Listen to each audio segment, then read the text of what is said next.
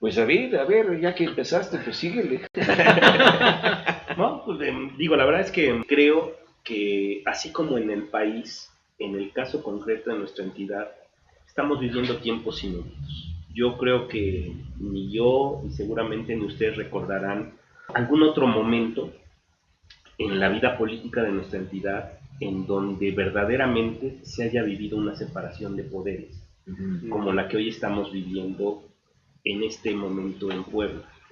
Y eso nos lleva a de pronto estar como sociedad viendo situaciones que no habíamos visto antes, ¿no? Situaciones en donde un poder que prácticamente era formal pero inexistente, hoy en día juega un rol fundamental en el acontecer político de la entidad.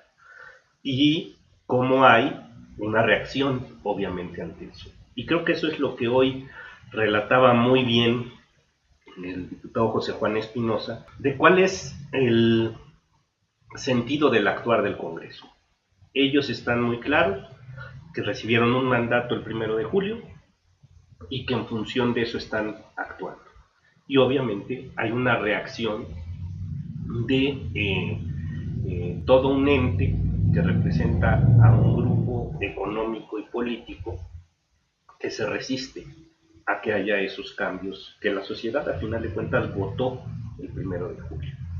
Vamos a ver, creo yo, todavía muchas cosas que están por pasar en nuestra entidad y en el país, pero creo que es mejor estar viendo esto inédito que hoy vemos a pues esa situación en donde las cosas aparentemente cambiaban para que siguieran igual. Hoy estamos en el preámbulo de un cambio que ya veremos qué alcances tiene, claro, pero de una magnitud muy importante y que nos permite a final de cuentas como ciudadanos estar viviendo estos momentos inéditos. Creo que es más que evidente que en el caso de Puebla tenemos un poder que en algún momento dado prácticamente era omnipresente en todo el estado y que hoy va viniendo a menos por decisión de la sociedad, por sus propios excesos que cometió, toda esta serie de atropellos, de abusos, de saqueo, y que afortunadamente al no ser un cambio aislado, porque el problema era ese, cuando de pronto se lograban dar algunos cambios en algunas entidades o incluso todavía en niveles más pequeños como municipios, era muy difícil ir contra el sistema imperante en el conjunto del país. Hoy, afortunadamente, la situación es otra porque el país en su conjunto está en una dinámica de cambio. Y entonces, al revés, hoy todos esos poderes que se acostumbraron a que fuera mediante las componendas, en lo oscurito, en función de toda una serie de intereses que estaban armados ya, preconfigurados desde hace mucho tiempo, hoy se van quedando encuerados y van quedando cada vez más exhibidos. Y creo que eso es lo que le está pasando al morenovallismo en el caso de nuestra entidad. Está cambiando incluso el propio marco jurídico que anteriormente estaba diseñado para protegerlos, claro, para garantizarles esa impunidad prácticamente de por vida, ¿no? Sí. Ahora todo esto está en una lógica de cambio, tanto en el marco de lo federal como en el marco de lo estatal, y entonces se empiezan a ver, creo yo, en la justa dimensión de lo que son. Empiezan a tomar su justa estatura, se empiezan a ver desesperados como hoy se ven, empezamos a ver cómo prácticamente a lo que llegan a recurrir, pues simplemente es todavía al manejo de sus instrumentos, sobre todo en el caso de Puebla, mediáticos, para tratar de golpear, de desvirtuar, ¿no? A los agentes que de alguna manera te están exhibiendo, pero yo creo que esa parte ya también la sociedad lo demostró el 1 de julio, que en gran medida fueron tantos años de sometimiento por esa vía que simple y sencillamente ahora ya no tiene el mismo efecto de control que antes tenía. Entonces, pues podrán desatar con sus medios grandes campañas de satanización, de desprestigio, de toda una serie de infundos, pero hoy la sociedad ya sabe leer de otra manera y además tiene otros mecanismos, como tú bien se lo decías hace rato, de poderse enterar de una manera más objetiva de lo que realmente está sucediendo. Hoy las redes sociales, los programas alternativos, los medios de comunicación, hay formas en donde la sociedad encuentra esos vasos de comunicación ya más de ida y vuelta, no de campaña simplemente editorial aplastante, y que creo que son tiempos que digamos, ahorita todavía son en un arranque en donde se están acomodando las cosas todavía, pero que yo creo que nos van a servir mucho como país para verdaderamente ir desarrollando lo que a lo mejor en otras sociedades con democracias realmente ya consolidadas, pues a lo mejor viven de una manera cotidiana más natural. Nosotros creo que todavía hay cosas que nos sorprenden, nos van a seguir sorprendiendo en la medida que esto se vuelva nuestro día a día, en la medida que verdaderamente podamos tener un marco jurídico que se respete, cosa que todavía no es. Parte del tema de ahorita, de lo que se hablaba, de la muerte misma hoy en nuestro país, de todas estas leyendas urbanas que se construyen alrededor de lo que pasa en función de esta situación, tienen que ver con que en nuestro país todavía no tenemos un marco jurídico, un estado de derecho en el cual verdaderamente creamos que existe. Por eso es que damos pie a pensar que muchísimas cosas pueden estar sucediendo por abajo, ¿no? Porque la realidad nos ha demostrado que así sucede, que en este país se puede uno encontrar trailers con muertos en las carreteras o cosas que en otros países, en otras sociedades, pudiera ser algo totalmente fuera de toda proporción, de toda realidad. Aquí todavía sucede. Entonces yo creo que en la medida que vayamos avanzando como país, como sociedad, pues vamos a ir encontrando lo que es nuestra propia también visión de lo que como sociedad aspiramos a hacer en una lógica de racionalidad, de respeto, de legalidad, de oportunidades para el desarrollo y de contención, y creo que eso fue lo que también terminó por, digamos, desmoronar, que la gente tomara la decisión de vencer al régimen, pues toda esta lógica de corrupción y de impunidad sin límites a la cual ya habíamos llegado, ¿no? Entonces, son tiempos interesantes. Yo creo que eso es lo más importante, ¿no? Y cuando estabas hablando de lo que pasa en el país, me acordé de un concepto que existe que se llama estado de excepción. ¿Sí? Cuando las leyes no funcionan.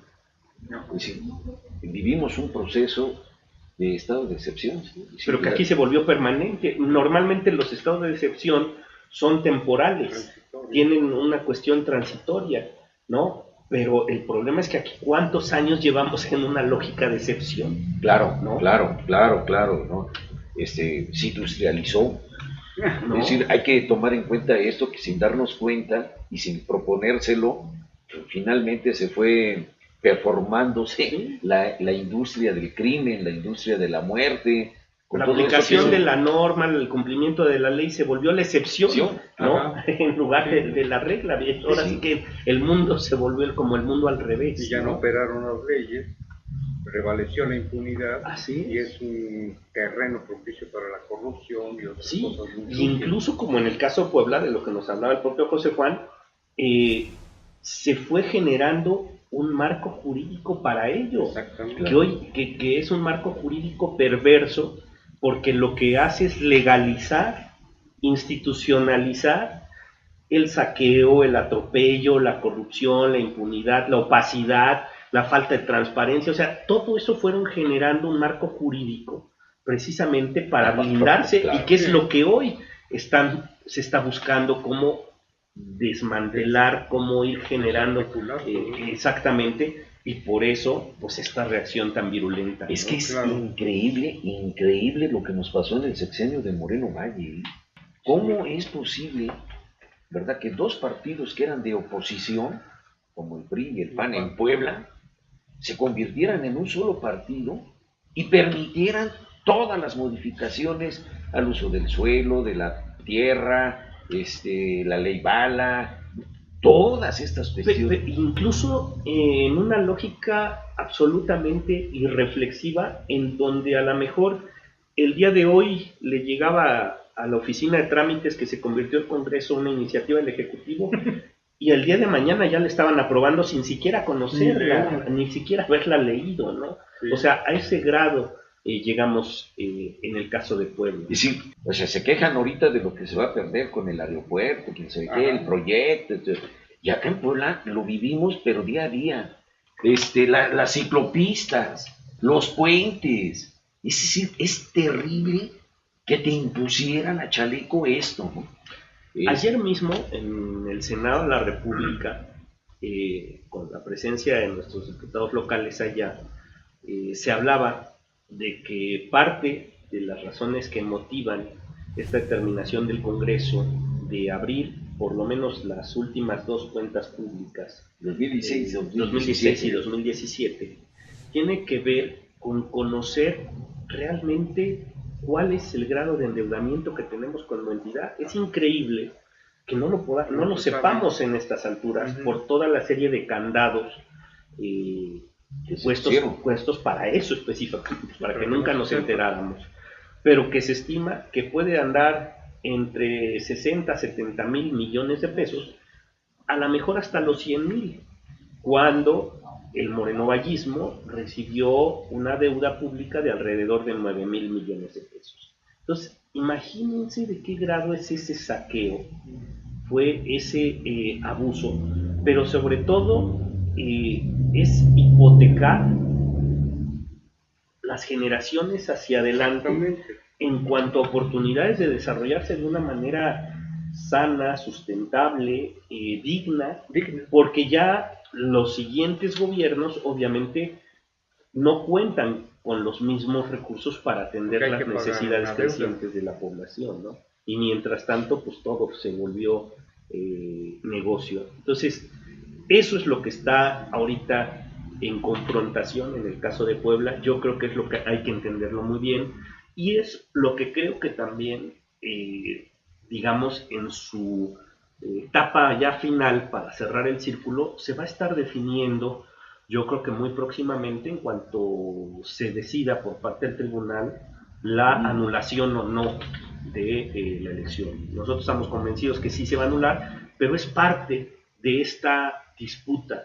Si Puebla se va a quedar como una isla en el contexto del país, anclada ahí al pasado, en un régimen obsoleto, como decía el propio diputado, prácticamente monárquico, o va a formar parte de toda esta etapa de transformación profunda, dinámica, que va a vivir nuestro país. Yo creo que hay muchos ejemplos en la historia en donde se ha demostrado que Puebla y los poblanos somos vanguardia. Claro. Y en esa lógica yo creo que esta vez no será la excepción. Se aprobó en el Senado ayer la inclusión a la seguridad social, a los matrimonios igualitarios. Bueno, no matrimonios, sino parejas igualitarias, ¿no? Sí. Sí. Pero lo más interesante es que todos estuvieron de acuerdo. En otros momentos hubiera sido eso una oposición.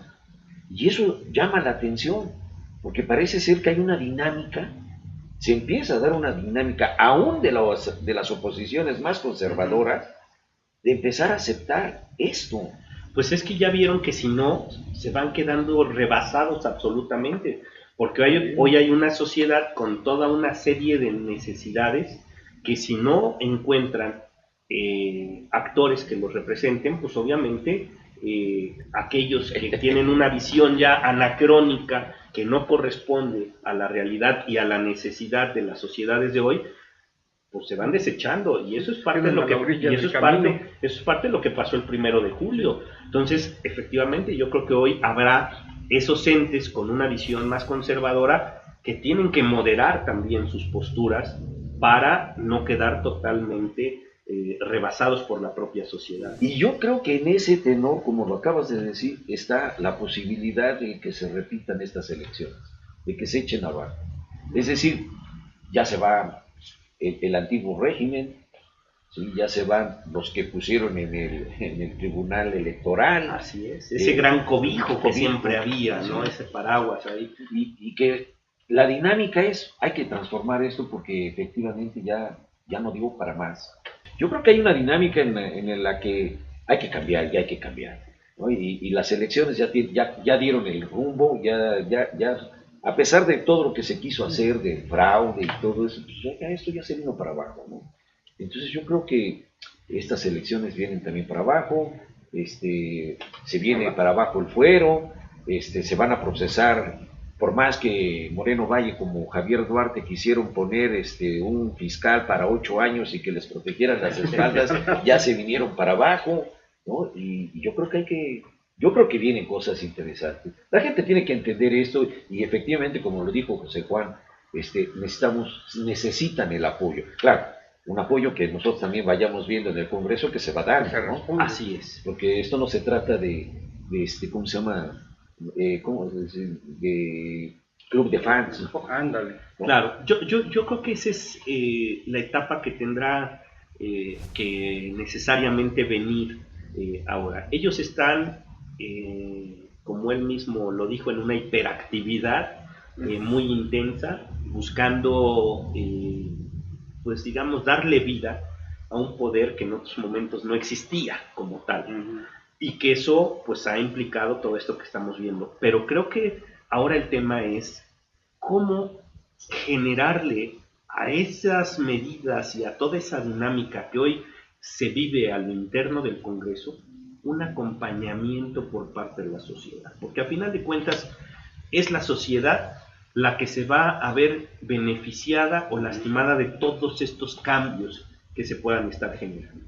Yo creo que en gran medida los estamos viendo, son muy positivos, pero sí en función de los intereses a los cuales se están enfrentando los hoy diputados en el Congreso, es necesario que también haya un acercamiento por parte de ellos, un vínculo con los distintos sectores de la sociedad, para ir generando esta visión de transformación colectiva que todos decidamos que queremos que tenga nuestra entidad, ¿no?